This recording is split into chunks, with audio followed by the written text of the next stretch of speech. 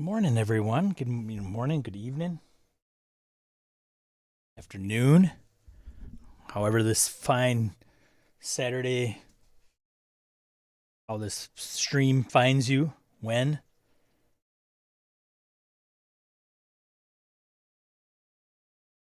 What going on?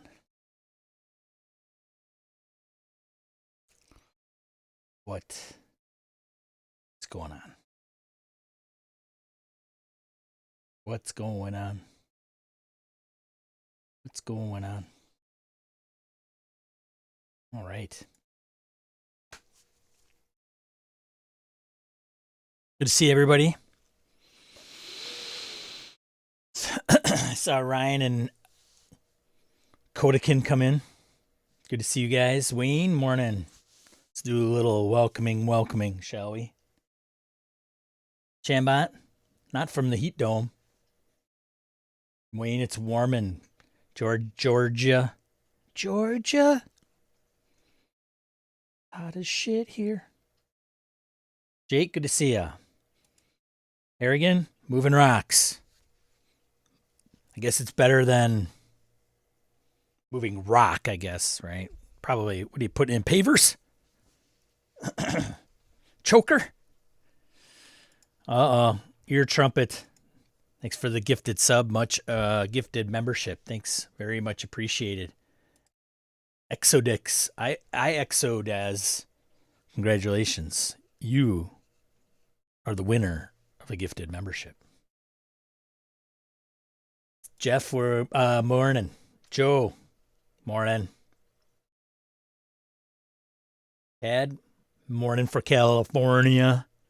Coming from down 405 down to Pasadena. Gabe, good to see ya. Dorcas in California as well. See ya, man. What are you doing to your house, by the way? Dorcas has posted pictures on social media of like 2 large bins frickin' filled with renovation remnants. Right? Good to see you, Mike. Farty. Morning. Good to know I got 5x5. Nubis, good afternoon. Hey, Tim. Morning. Hey, Tim.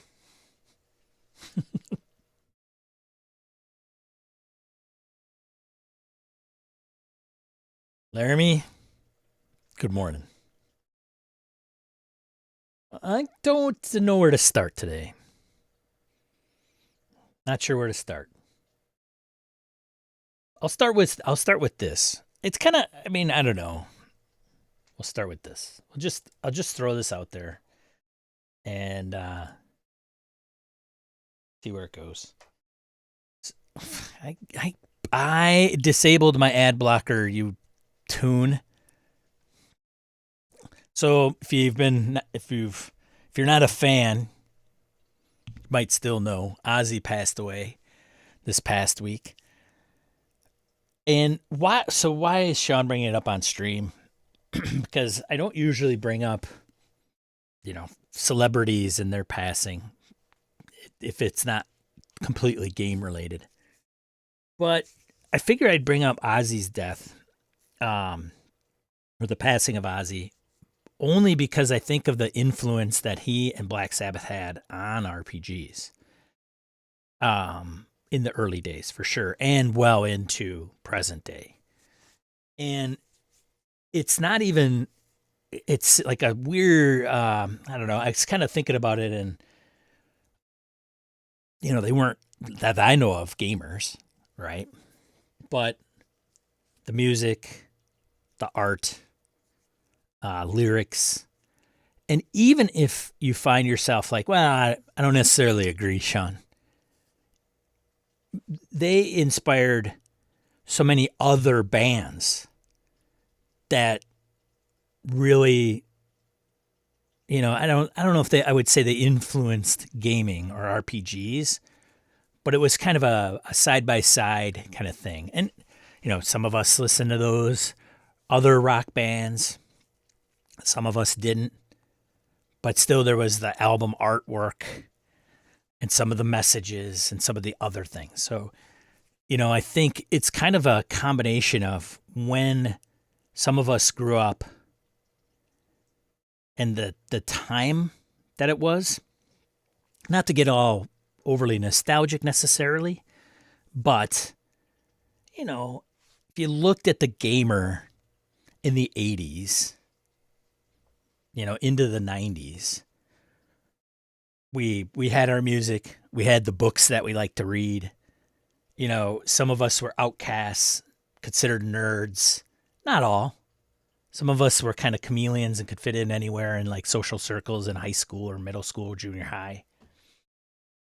But I think for a lot of us, some of these things like music, artwork, novels, right? Fiction, was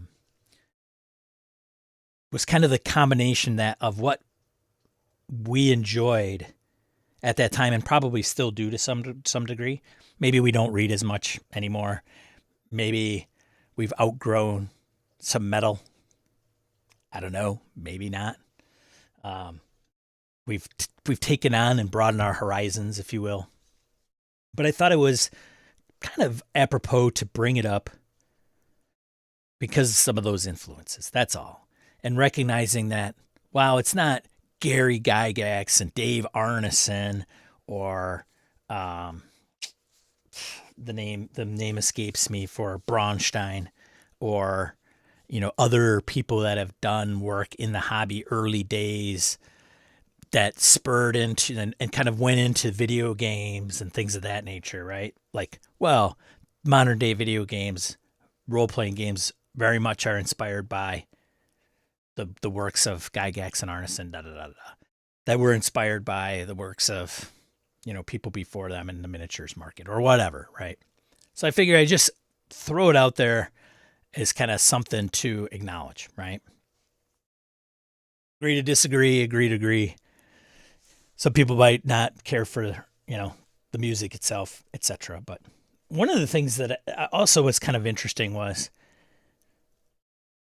if you look at the player's handbook for AD&D, DM guide of AD&D, I mean, I don't know if Gygax, what kind of music he listened to. I don't know if he was a big Sabbath guy, honestly. And some of the some of the covers of other modules and things of that nature, like many of the D&D-ish or even fantasy RPGs artwork could be featured on almost any metal album cover. Nowadays, this is just an observation, whether you care for it or not. My particular taste, not so much. But, with 5e, maybe even 3e to some degree, and kind of moving forward, it would be interesting to see some of those books, and it's pretty easy to do. We could probably just go over to our shelf and start taking a look at some of those covers and putting them all side by side, or bringing them up on the internet and looking at them, as some of those games have changed over the years, right? The different editions, and then the different artwork and the different artists and the, derivatives of the D&D or the not D&Ds. The most recent iteration of Dungeons and Dragons, I haven't looked at it. I haven't read it. I haven't bought it. I haven't even picked it up. I might have been in a store and actually picked up the player's handbook in my hand. But that was probably the extent of it. But it's very watercolory, right? Very watery color, very colorful. It's a different conveyance. Conveyance? It's conveyed differently than some of the other issues of DD. But somebody could say, well, Sean, Errol Otis in the basic, an expert set or whatever, his covers were very colorful and watercolor looking, right? True. No argument here. Many of the modules were different. But if you look at the player's handbook at AD&D and the Dungeon Master's Guide from AD&D, it is metal all day. black, a freaking icon looking thing, Ifriti, and the big cauldron demon sculpture thing, right? Dude, metal, just metal, right? Which can in turn set the tone of a game. Right? I don't get this. I don't get the same tone from the most recent iteration of D&D. That doesn't mean it's a better or worse game. Okay, so some people will say, "Oh, so, they'll I love my wife to death," but sometimes she takes my words and like, "No, that's not what I said." So, just want to be clear on that for folks that do appreciate the newer edition of the game. To me, it's just for the way I interpret some of the artwork and some of the feel and what they're trying to target, just isn't me. It's just not me, right? Shadowdark, I would say it's more metal, black, silver, old school-ish, right? Just different. So I don't know. I figured I would kind of ramble about this a little bit. And, Ozzy influenced a lot of people in that metal rock. Hell, there's probably people that don't even play rock that were still influenced by some of Ozzy's stuff, musically, things of that nature. So, yeah. At least we got a lot of albums to listen to, some of his solo career, right? In Black Sabbath's music. That some of that music is just going to be, it's like freaking early 70s. Like, dude, nobody played it like Sabbath. Not even Led Zeppelin. There you go. Not even Led Zeppelin. Great band too, but still. Figured I'd just throw that out there. So thanks to Ozzy for creating some really good tunes, setting some moods, some pretty cool stuff that's been out there, and not even just Ozzy, but even Black Sabbath, the whole band. That really, dude, it was not, it was not flower power music. So, yeah, there you go. There you go. Start that off with a high note, if you will. And I don't know if any of that makes sense to anybody, but I figured it was worth acknowledging. Victor, good to see you. Picking up where I left off. Laramie, not Ozzy related, but I just read a great comic book that it's all just people telling stories about Lemmy Kilmister. Yeah. And the funny thing is some people may not even realize some of the songs that Lemmy actually wrote for Ozzy. And such a, like, what? And I didn't even know this until recently. Like, I think Mama, I'm Coming Home was written by Lemmy, not Ozzy. And I, if you like Motorhead, I wasn't a big Motorhead fan. But I could not imagine. I know, yeah, I would not. I think it's Mama, I'm Coming Home. I would not. I'm glad Ozzy sang it. That's all I'm going to say. Wayne, a hell of a lot of TTRPGs have had Ozzy and Zeppelin in rotation as the table soundtrack, especially in the early days, for sure. Oh, yeah. Ramble On. You get, if you play role-playing games, you gotta listen to Ramble On. There are two core bands to me that I believe influenced the music world at a level that I've never seen: Black Sabbath and Led Zeppelin.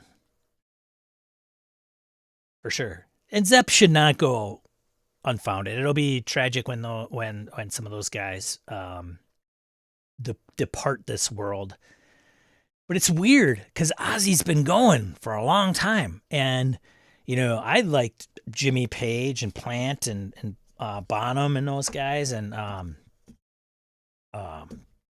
John Paul Jones. Great band, awesome band. But they were gone for a long time. Making appearances, but they've been relatively, in the background. These guys just played like 2 weeks ago. Like crazy. Wayne says, my group put his essentials on during the game on Wednesday. No one complained. Yeah. Dave Wesley, thank you, Trumpet. Dave Wesley. the creator of Braunstein. Tim says, few rock bands were more influential than Ozzy and Sabbath. The Beatles, Elvis, the Stones, Zeppelin, maybe Queen. That's it. Yeah. And it is a stamp for them, I think. Like, it's for sure. Ozzy's fine. More a Sabbath guy, 100%. Yeah. Can you trust someone who doesn't like music? Mike says, I was never into Black Sabbath, but I enjoy metal in general, regardless. I respect their influence on music and culture. James, good to see you. Rest in peace, Ozzy. Yeah. Every Brahm piece could easily be a metal album cover, for sure. For sure. I think Brahm was. Help me. I want to make sure I got him correct. Right? Like, Brahm's the guy who did a lot of the Planescape stuff, right? Brahm.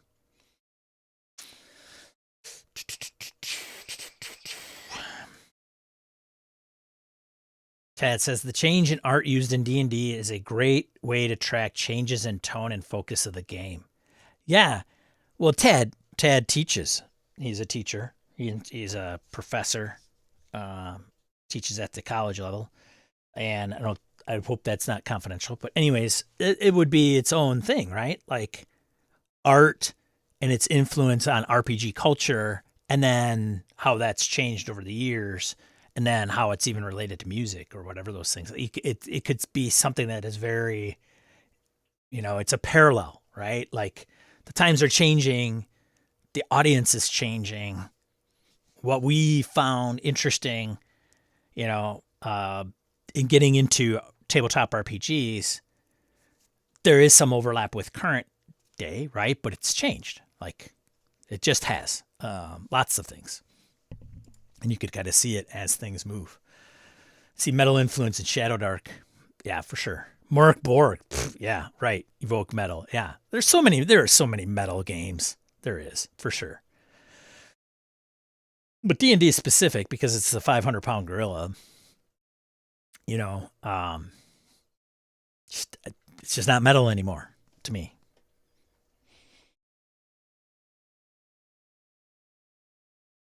Was there ever any album cover artist that did art for RPG books? I'm sure there are. I just can't name them. What's his name? Frazetta, right? He did art for all kinds of stuff. D&D art is technically excellent, but I find it uninspiring. Like recent art or just D&D art in general? It's a long period of time. Wayne, a lot of different art styles. Like original art, let's face it, white box art, Monster Manual, come on, give me a break. Dude, it's awesome. No, it's not. It's come on. No. The Beholder originally? No. I didn't even know what they were drawing half the time. I know some D&D artists did album covers, not sure about the reverse. OSR for sure is a metal album artist. Kim Diaz Home. Ronnie James Dio played D&D. Did he? Black Sabbath. Right? Dio was a member of Sabbath. And Rainbow. Just wasn't just Dio. Lemmy wrote some of the songs, No More Tears. Oh, that's probably what the one I was mixed up. No More Tears was probably it. No More Tears. Mama and I'm Coming Home is probably not a Lemmy song, but No More Tears still. I would rather have Ozzy sing that song than Lemmy. It's just Lemmy is like raw, first certainly raw and like guttural because that's his voice. It is. Ozzy, despite I think it was much more melodic, and I think for a No More Tears song, you gotta have that. Yeah, Sean, I think Lemmy knew his wheelhouse. That's why he handed things to Ozzy, right? And not to say you couldn't make money off of writing. For sure. Stefan, good to see you. Morning. 201. Yeah, thank you. Brahm did Dark Sun. I got mixed up with... I can't remember who did the Planescape. Did Dark Sun, you're right. Thanks for the correction, Jim. Orcus, Dark Sun. Got it. Dark Sun. Dark Sun. Everybody. There, Donny Tier D-Tier Lizzie did Planescape. Thanks. Yes. I get them mixed up. See, they were the ones that came after the core four that I appreciated, right? Parkinson, Elmore, Caldwell, and easily. Thank you. Easily. 100% correct, Sean. You get an A. Dude, thanks. Thank you. Thank you, Professor. Thank you, Professor Leckman. I appreciate it. Thank you. Add UVG to the list. Yeah. I mean, Ozzy and Black Sabbath is great, but has no one put on a choice Chuck Mangione song for their sessions? No, just me. That's right too. Chuck has passed away. Mangione. Jazz. It's not even a trumpet, right? It's a, what is it? It's not a cornet. What did he play? Brom did both metal album covers for Heavy Metal magazine, and RPG books. There you go. I meant Lemmy wrote multiple songs on the No More Tears album. Ah, okay. Yeah. Victor says those really old D&D editions have very nostalgic art, not necessarily good art. Yeah, well, that's fair statement for sure. I could see that. Yeah, again, agrees. Flugelhorn, one of Rochester's finest. Orca says, oh, for sure, the 1E Monster Manual looks like a bad box cover for color forms. Yeah, AD&D Monster Manual, good to crack open. I much preferred the Fiend Folio cover. Even with its blue, I would consider it more metal than the Monster Manual. The below and the top, and then just random creatures, taped, because that's desktop publishing back then. Let's draw the thing, cut out the thing, tape the thing, take a picture of the thing. Like, that's desktop publishing. I lost my pointer. Speaking of Lemmy, what about Hawkwind? I have done Hawkwind. Put on Mangione to play Love Boat inspired Fate game. Well, there you go. There you go. Well, so there you go. I don't know. Music. Anyway, since we're on that topic briefly, because I don't think I brought up the topic of music on this live stream and how it relates to RPGs. First of all, I'll pose this question. You're about to sit down and prep a game. And of course, this is to game masters because, well, why wouldn't it be? But you're going to sit down and prep a game. What is the game and what music do you turn on when you do it? If you do it. Some of you might not like even turn on music. That's distracting. Or, I'm doing it in my living room, while my wife and kids are watching TV, so I don't play music. That's what I get, whatever. But say you had to play some music, you're prepping a game. What's the game and what's the music?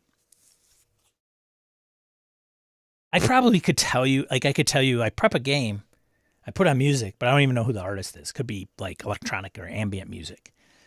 And it's maybe not a quote unquote artist necessarily. I remember, I will say this, the music I listened to the most when it had anything to do with RPGs when I was a teenager was Judas Priest. I don't know why. Turbo came out, and every time it was weird because I could read Dragonlance novels when I was listening to Turbo, the album, Judas Priest, which isn't, arguably speaking, it's probably, I don't even know if it's their best, honestly. Screaming for Vengeance, Defenders of the Faith, British Steel. But for whatever reasons, there was like a soundtrack to Dragonlance in my world that was Judas Priest Turbo. And it wasn't every song. But man, I don't know why. Rob Halford, reading, and it was so strange because I could read the book and still listen to the music at the same time. I don't even think I could do that nowadays. It's probably the one for sure. Like, even when something, like if that album comes on and a song comes on, I couldn't tell you exactly what I was reading at that time out of the Dragonlance novels, but it was like, I think that I tied one song to whenever Raceland was on. So it was like a Raceland chapter or something. And it just had something to do with one of the songs from that album. I could see it and read it and hear it like from back that day. Some of the art inside is great, but the cover, Red Cow Dragon, I love Hawkwind is probably what they're referring to. Look at you fellas, Hawkwind, dropping your old school street cred. Almost the entirety of the FF is metal. Love Boat feels more like a Year Zero IP, Wayne. Tim Jensen. Game music, I played a lot of my background music during my vampire games. Trumpet says, don't like music while working or concentrating. Totally get it. Totally get it. Crit says, Chrono Trigger soundtrack, prepping anything. Arrogance has also did Hawkwind and Motorhead, pondering people saying they don't like music and animals. Right. Video game soundtracks are always my prep jam. Video game soundtracks. Okay. Very cool. Tangerine Dream. I was in a Tangerine Dream phase for a while. It's good stuff. Some old Tangerine Dream. Jeez, they've been around forever too. I think are they still making music? I think they are, right? God, back in the 90s, I think I was turned on to them. Trumpet says, I'm a one thing at a time person. Nothing wrong with that.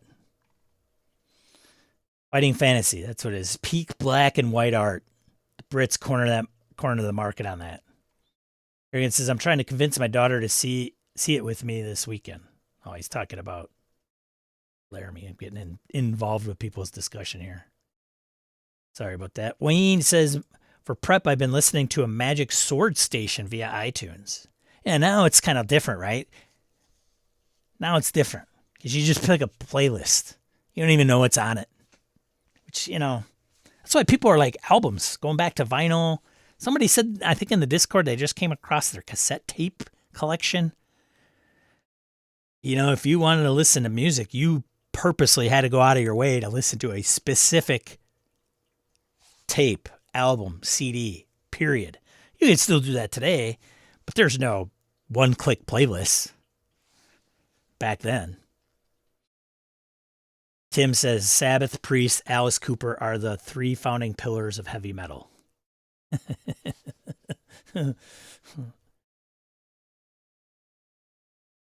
Gabe says prepping against the Dark Master equals black metal. Not have picked Gabe as a black metal guy. You learn something new about somebody, every day. Faves are Weltenbrandt, Sworn, Kaladin Brood, and Cam Bard. Wow, that's a list there. Call me ignorant.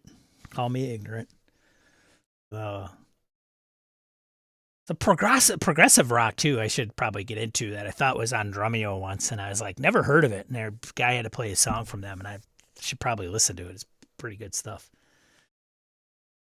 I think I've stopped evolving in the music space, which is a damn shame. Mike says, we usually do not play music when playing our games. Well, and I understand that. But 40K RPG and metal goes well together, like a fine wine pairing. Need to pick the right songs, however, for sure.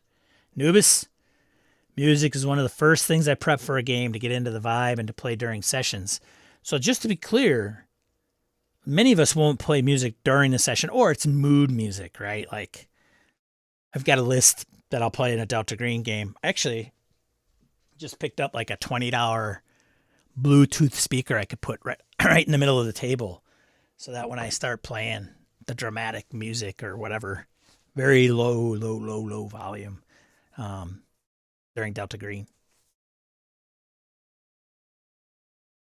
But anyways, he says to get in the vibe and to play during session, I primarily use movie soundtracks, ambiental, ambiental, experimental jazz, psychedelic rock, depends. Yeah. Always listening to music when I'm prepping. 9 Inch Nails, Slipknot, Motorhead, Public Enemy. Public Enemy. Yeah, Public Enemy. Welcome to the Terror Dome.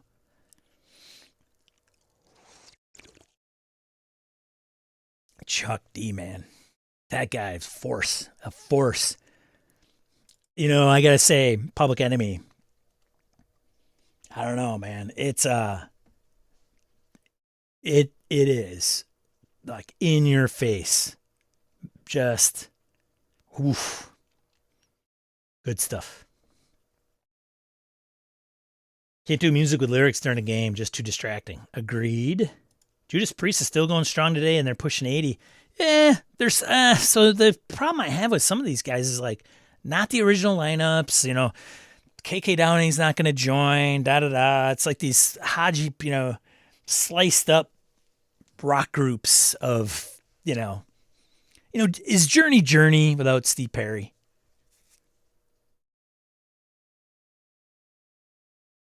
I don't know. No lyrics is a hard rule for me too. Yep. I mean, I've been listening to various dungeon synth stations too. I do appreciate some more recent trend where some games have a soundtrack listed with their game. Yeah. Test Track A, Rammstein, all Rammstein. And then Aussie lesbian bubblegum pop a la Peach, PRC. Saw a documentary on Rammstein. It's on YouTube. I think it was on YouTube. Just like their tour, like it's all backstage. I don't know if it even featured a single member of the band. But talk about, like, it was pretty interesting. Like all the teams that went into one of their world tours. Like it was crazy. If you're Rammstein, or even just like, how do these guys tour type of story? It was a great doc. Tangerine Dream for a Pound of Flesh for an 80s cassette tape futurism cyberpunk vibe worked nicely, in my opinion. Rollerdrome video game soundtrack by Electric Dragon is my current favorite. John Carpenter style synth instrumentals. Nice. You want music for OSR games? Look up band Castle Rat. Write that down. Castle Rat for Mouse Ritter. Tangerine Dream score for Sorcerers, very useful for dark games. Didn't they do The Last Unicorn or something, right? I thought Tangerine Dream did one of those.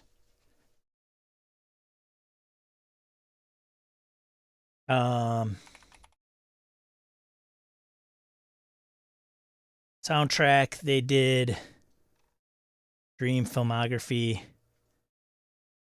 They did Sorcerer, like somebody said. Did all kinds of like Thief, Strange Behavior. Where is it? Flashpoint, Firestarter, Legend. Yeah. Not Last Unicorn, Legend. That's what it was. People down below are like, Legend!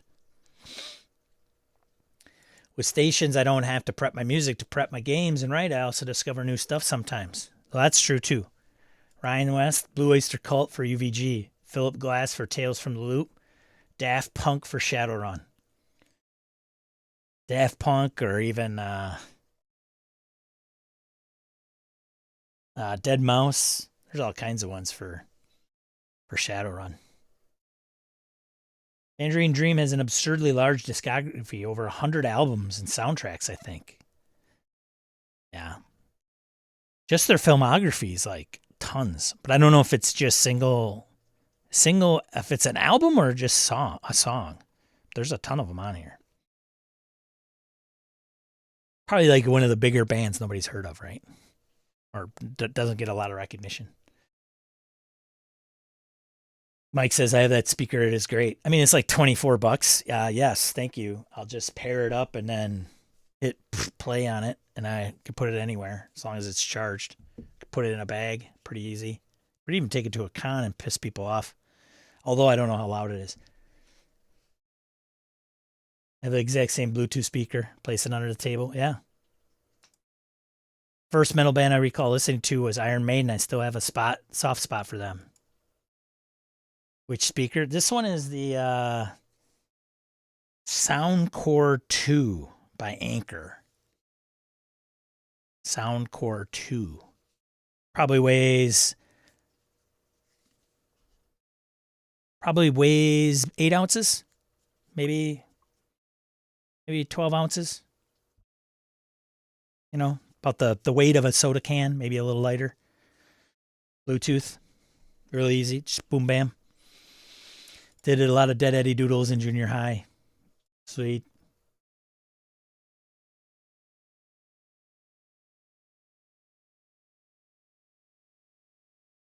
That's right. You got it, Nubis.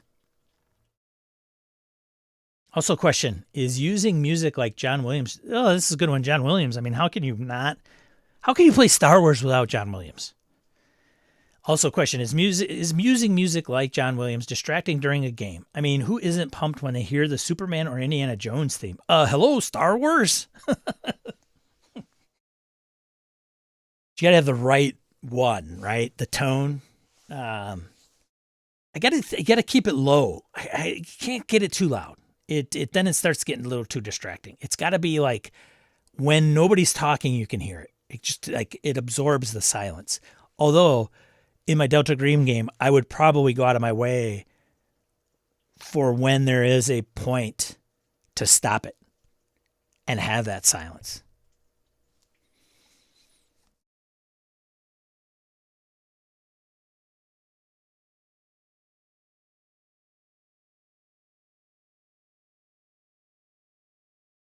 Notice there is a significant overlap between music I associate with gaming and music I play in the gym.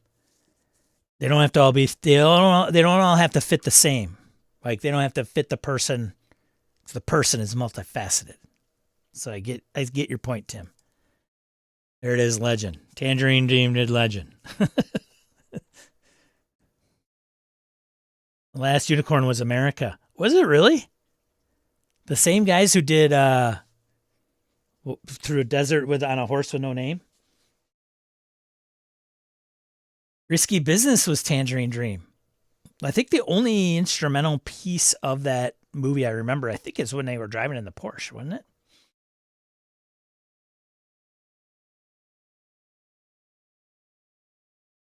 As an aside, I'm also the last not on Spotify person left in BS Landy. I still jam albums. I'm still buying CDs at our local shop. You go, boy. Keep it old school. What's up, Jeff? Morning.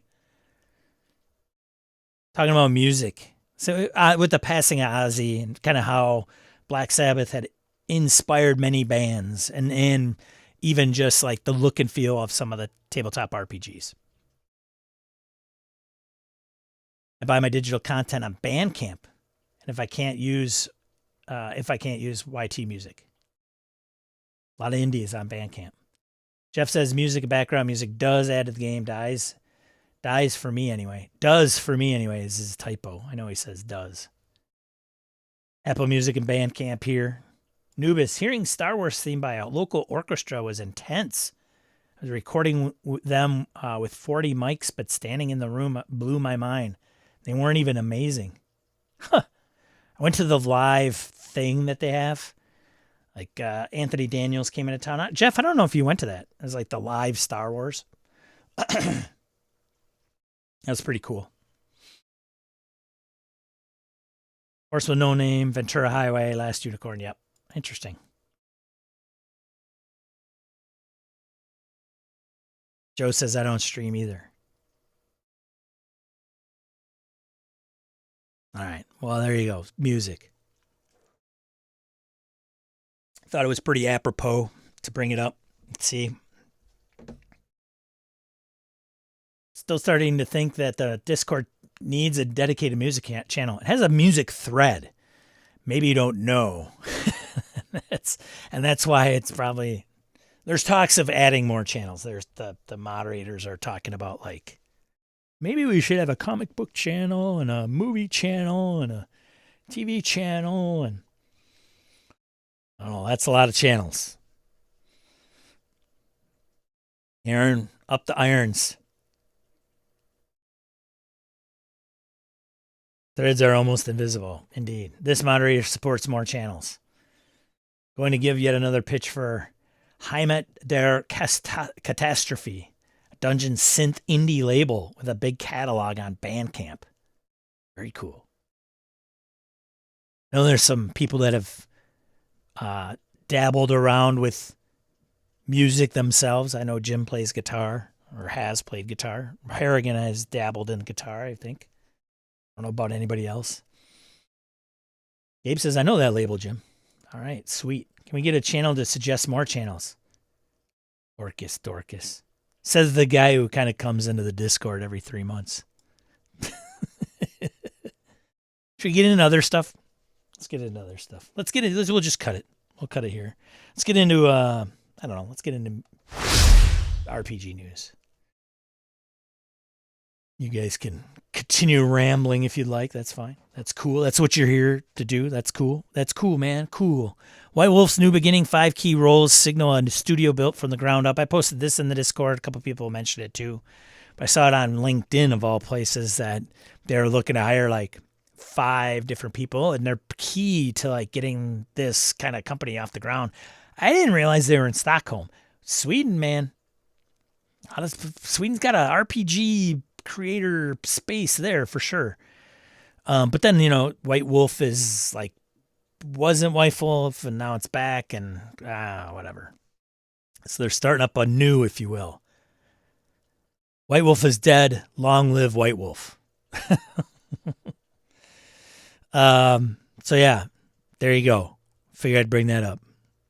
Gonna get that off and running. Jess Lanzillo, she was at White Wizards.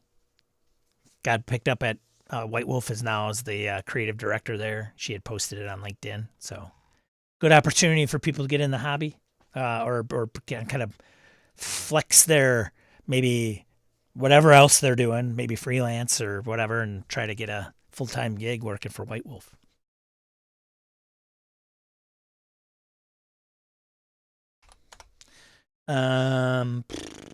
Next thing.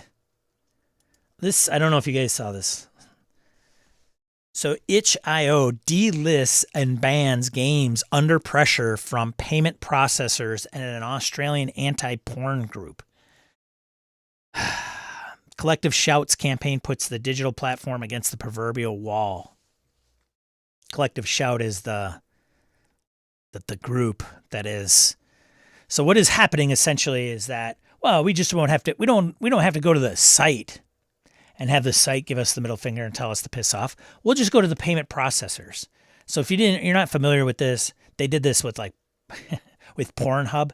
So they just said, the anti-porn folks said, they just put the heat on MasterCard and Visa and just said, I think Silk Road, but that was, Silk Road was selling illegal drug market on the dark web. But, you just choke off the financial flow. And so that's what they're doing, which is pretty shitty in my opinion. It's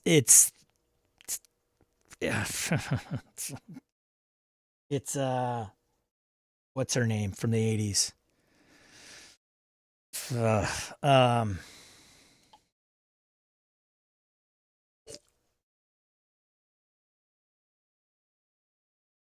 Porn have a real problem with CSAM material being posted on it. Well, that's true too. Like, they're not completely innocent in the whole thing by any means. Tipper Gore, yeah. Was it Tipper Gore? Or was it Tipper Gore? Okay, yeah. I wanted to say Tipper Gore, but then for whatever reason I had Bob Dole in my head for some reason. But yeah, Tipper Gore. It's just, where does it end, right? It's just we're in a freaking weird world, man. It's driving me really nuts. Stephen Colbert is getting, like, his show's being canceled. Well, why? Financial troubles, but they paid $16 million to the powers. They caved. But anyways, they're doing this to Itch. So you might not like or agree with some of the content there. Okay, don't buy it, I guess. I don't know. It's kind of shitty. But anyways, Collective Shout recently claimed credit for the mass removal of sexually explicit or otherwise not suitable for work games on Steam, as well as the ubiquitous video game platform's new suite of strict moderation guidelines. According to PC Gamer, Valve, Steam's parent company, directly cited compulsion from payment processors, credit and companies such as MasterCard and Visa, as well as PayPal, as a significant factor. itch.io has claimed similar influence. They have a statement.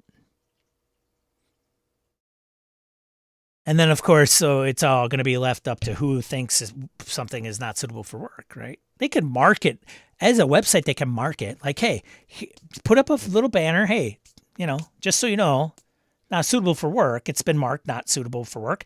Hell, most authors will mark it not suitable for work. Like, they're not trying to get you, right? Surprise, They're most of the creators that know that they're a little on the edgy side, they'll put it out there. But it's like, I don't know. So then, yeah, they just, what we need to do? We just need to go after the payment processors. They'll put the screws to them. And then you wonder why crypto bros exist. Which is a whole other topic. But is it? Someone would say, oh, you just use a different payment method. Wow. What else are you going to use? It's kind of shitty all over the place, I guess.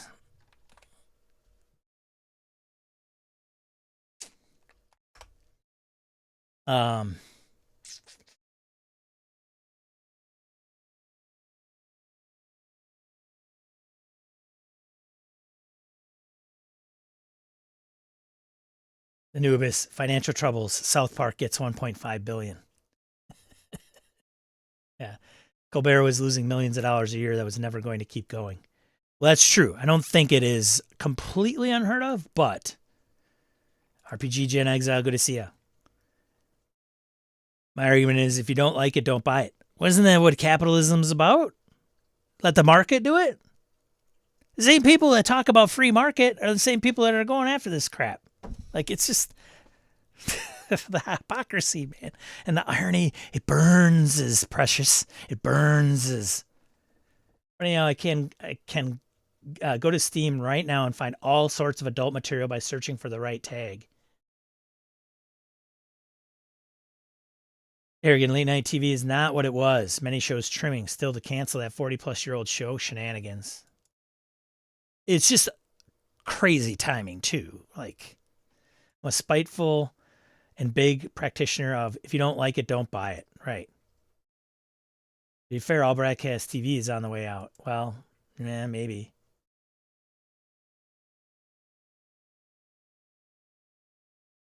We have the internet because of prawn. The internet is for prawn. The internet is for porn. Anybody listen to that song? If you haven't, go find it, listen to it. It's fantastic. It's a staple. One of the original memes, I would say. I think most late night programs are fading away like most traditional news media shows, for sure. Yeah, it's not our parents' Johnny Carson show anymore, right?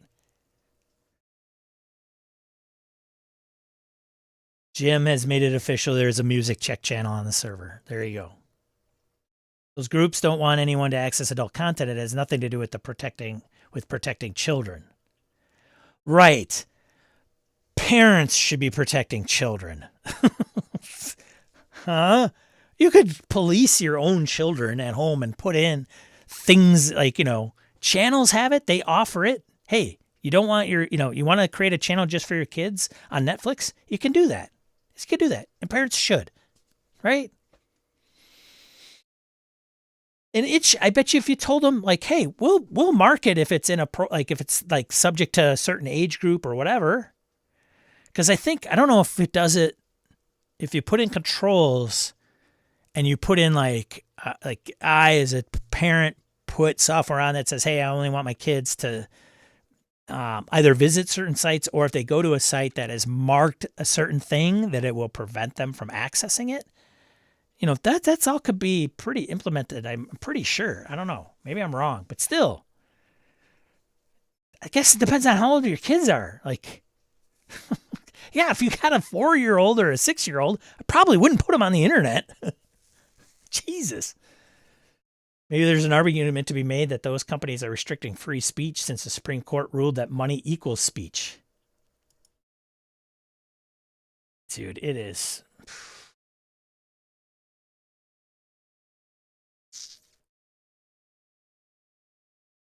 Yeah. Won't someone think of the children who already know 6 ways to circumvent any adult content verification? For clarity, I'm against this kind of censorship. Very slippery slope. Adult content is a bit misleading. They went after games tagged as containing rape and incest. Did they only? Or more? Parental controls are annoying, though. It cuts out so much. Gabe put it in place for himself and was a little disappointed that it was too restrictive. Oh, I'm sure. Like, you're probably like, I'm going to put in parental controls. My kid can go to Sesame Street. Sesame Street's blocked, right? I get it. There's no perfect mousetrap.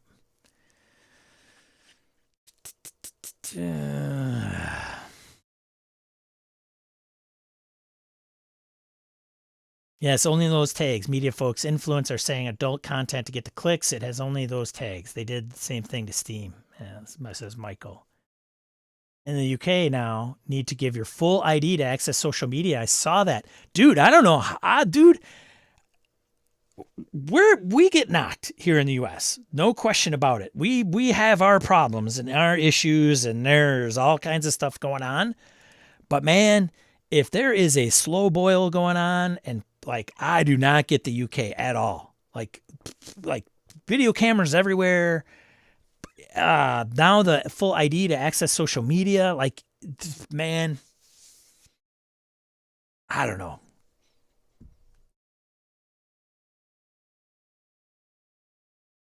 The difference in relationship to violence and nudity in the U.S. has always been very, very strange to us over here. Well, yes. We're very weird over here when it comes to sex, Nubis. It's weird that the Puritans have, they came over and they brought it all with them, and a lot of them have, shame. Europe, man, red light districts, like, it's such a different ball game. It's not weird over there. I totally get it. And then the terrible thing is a lot of Americans don't get over to Europe to understand that and realize that it's not evil. So,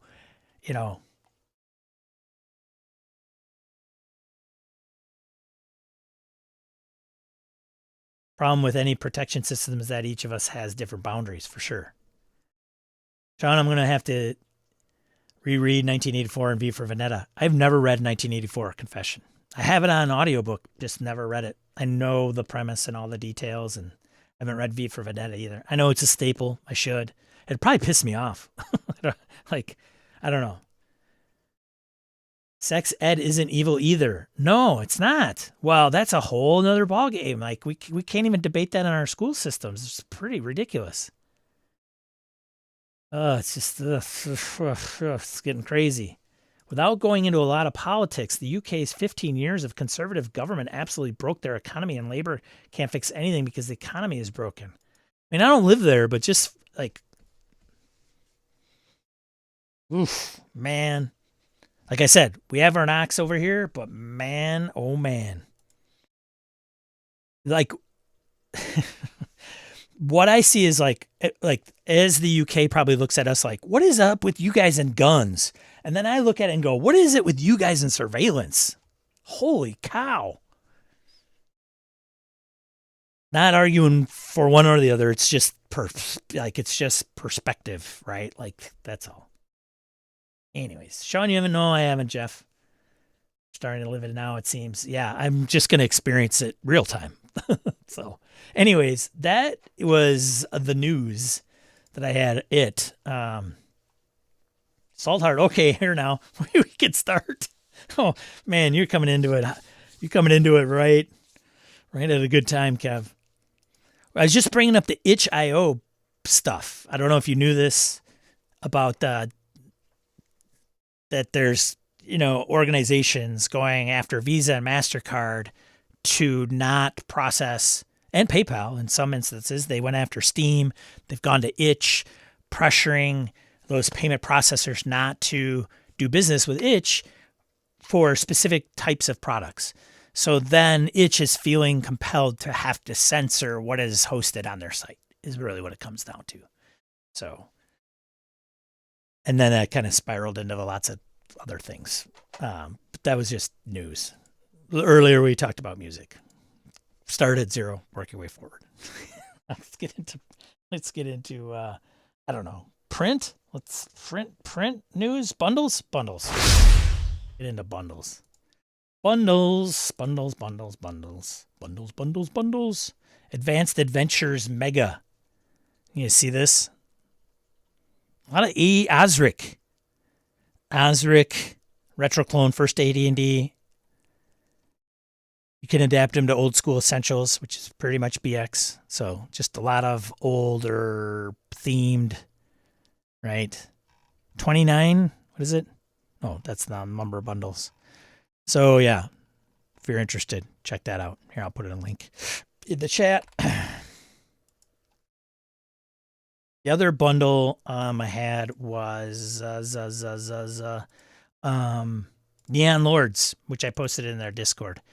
Neon Lords of the Toxic Wasteland. So if you like, Mutant Crawl Classics, things of that nature.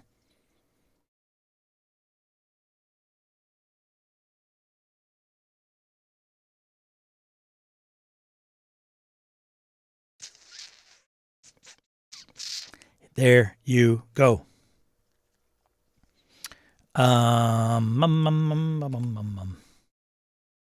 Gamma World probably falls into that a little bit. It's a 80s, 90s pop culture mixed in a grimdark blender and barfed onto the table. Their words, not mine. So there you go. It's a certain aesthetic, if you will. Trumpet, you're crazy. Thank you so much. Mike, congratulations, buddy. You've received it. Saul Art says, love Neon Lords, played with Ed Murphy at Total Con. Great game. We'll play again. A++.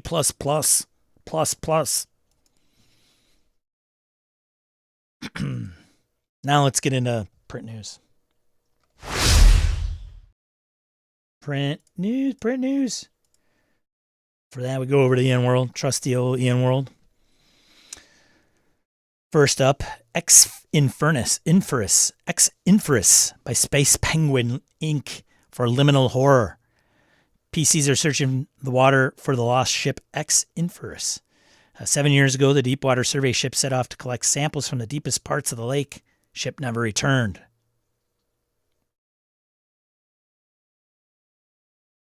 Reminds me of a song of the Edmund Fitzgerald.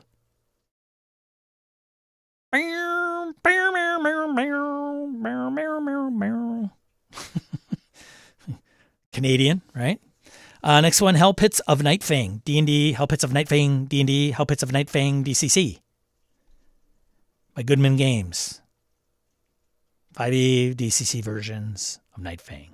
An adventure for 4th to 6th, 9th level D&D PCs, and 4 to 5 5th level DCC PCs. So yeah, if you really want power, you play DCC.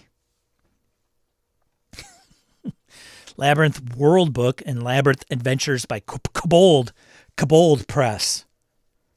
Hardcover supplements. Next one, Sacrificial Pyre of Thracia, The Alabaster Tower of Thracia, Grave Robbers of Thracia by Goodman Games. It's for 24 edition D&D, DCC. There you go. Next one, Fallen and Hillgrave by Perplexing Ruins for the unique 2d6 system. Softcover rulebook and softcover setting. So Fallen is a dark fantasy RPG set in a supernatural 17th century world. PCs investigate haunted mills, drink in cider-serving taverns, pursue the headless apparition terrorizing the countryside, and fire silver bullets at ravening werewolves. Have you guys watched... My wife's watching it now. It's just based on a Stephen King novel. It's exactly this. It's got, what's his name? Dudes, I am so much help. I know. Cannot remember the show.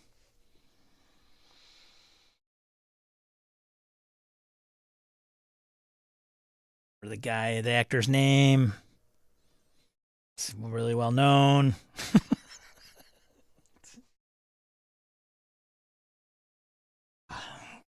I should just pull up my account and find out what it is. Anyways, Hillgrave is a city of uncertainty, darkness, and growth. Science, mystery, superstition, commerce, intrigue, and trade all thrive there. Built on the ruins of medieval cities before it, Hillgrave rests on the roots of the past while striving towards modernization. That's it. That's all I got for print. Or that's all Ian World has. Adrian Brody. Now I know. Adrian Brody TV show by Stephen King. Chapelwaite. Is watching Chapelwaite. Have you heard of it? You looked at Chapelwaite?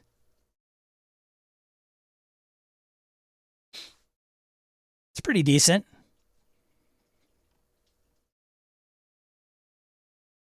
He is a member of a well-to-do family, but he was originally, I think, a captain, right? On seafaring vessel. And he goes and lands. I don't know if it's Stephen King, it's probably in Maine. But yeah, go check it out if you read it and see if it's your jam. Many of you might like it.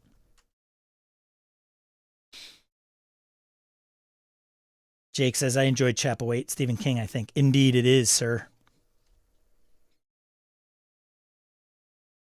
Chapelwaite. I guess I could probably put the link. I could put the link in the chat. It's very Penny Dreadful a little bit. It's the era of the time, I think. So, whoops, my blue sky. Let's get into crowdfunding.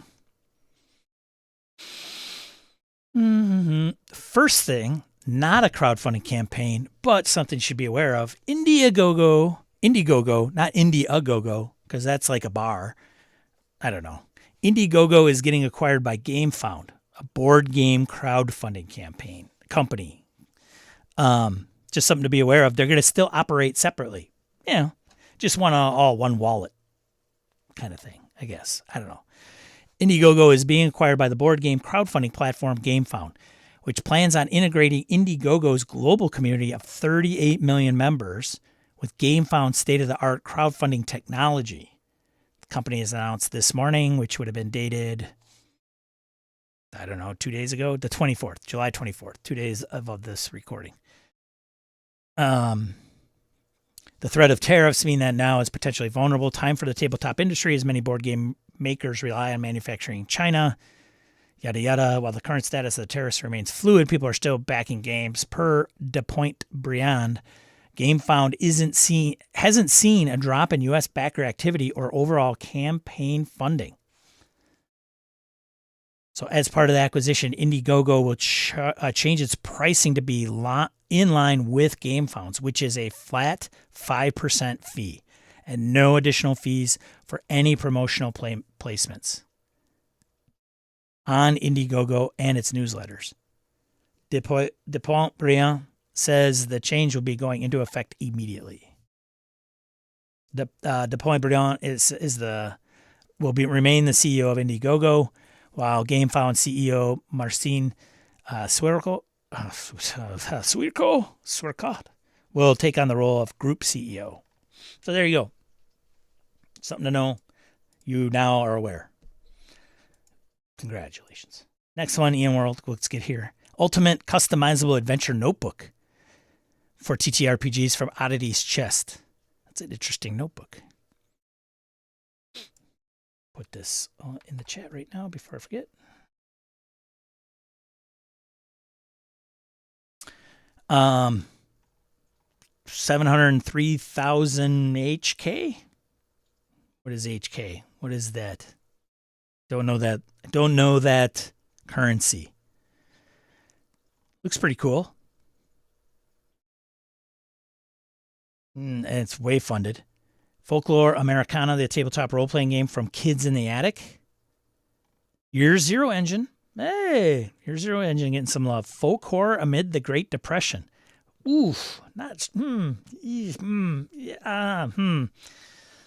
TTRPG powered by a custom third-party version of the Year Zero engine, the secret sauce behind Tales from the Loop, Alien, TTRPG, and more.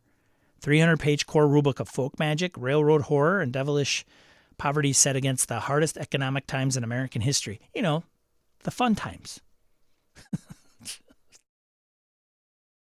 Can't believe he said that. My grandparents almost died during that era. Couldn't even get bread. Not sure why Sean's even making fun of that. I can't even smile. It's ridiculous. Should be canceled. The Adventurer's Guide to Eastern Far Away, 5e from Midnight Tower. That is funded. Witch's Herbs, 5e from A4 Play for 5e, funded. Arcane Lock from Emmerich. System neutral. Heyo. Do you want a book of riddles and puzzles for your fantasy games that will torment your players and never ever have them figure out any of them? Just kidding. This one provides over 200 options to completely frustrate your players. All my words, of course. I'm summarizing here. Everything from classic riddles to circle puzzles to environmental challenges, each offering a different sort of thrill or pain for your gaming table. If you're a fan of riddles or just pissing your players off, this is the book for you.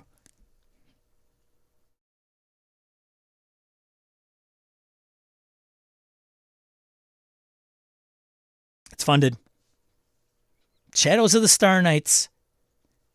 That's a song right there, right? That's a song right there.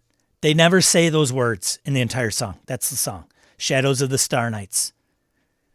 For Shadowdark from Small Mount Studios. $600 go, it's at $1,300. Boom, bam. Mark my words. Shadowdark Kickstarters, crowdfunding campaigns, all going to fund. Heard it first, right here, because you might not have, but so what? Quintessential Rogue for 5e. Quintessential? Oh, no. Those are back? Oh, my God. Okay. By Battlefield Press. The Quintessential Rogue for 5e. Pets and Sidekicks for D&D, level up 5e, 59,000. These were on there like last week. What is up with that? So was Green Ronin Publishing. Go for GoFundMe, I think. Pretty sure about that. Okay, well, Ian World, you know, they had a couple from last week on there. I don't know. What are you doing? What are you doing? There you go. That's it. That's all I got. Right on time. Kind of. No, but I want challenges. Right. Wonderling, why did they just not go Vaesen other than the timeline being 70 years off? I don't know.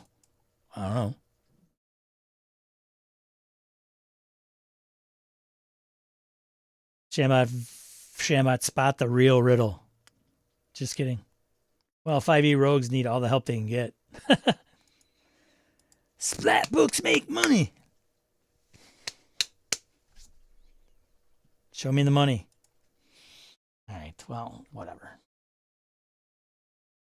Thank you to these individuals for giving me a little something each month. Thank you so much. Very much appreciated. It goes into all kinds of different things. Website hosting, tools, whatever. editing, all kinds of stuff. Thanks, Harrigan. Enjoy the weekend. See you later. Thanks, everybody. Oh, and I forgot. Hey, nobody said anything about like. If you're on your way out the door, make sure you hit the like button. If you do me a favor, just something to do. If you don't hit like, I feel compelled I have to turn on ads. So that's the screw I'm putting to you. Okay, it's just that easy. You don't want ads? You gotta push the stupid thumb button. I don't care which one. Doesn't matter. YouTube finds them, I guess, apparently engaging. If you want to check out one of my other videos, I'm a little behind. I haven't done one in a while. Sorry. My consistency was like, I'm going to do this. And then I was like, I don't know what I'm doing. But check this one out over here if you'd like. Otherwise, go forth and game. Be a positive force in the tabletop RPG hobby. See you next time right here on this channel, 8 a.m. Central Time, Saturday, for more banter on RPGs and talk from the chat. More importantly, you guys. All right. Thanks. Keep it real. See ya.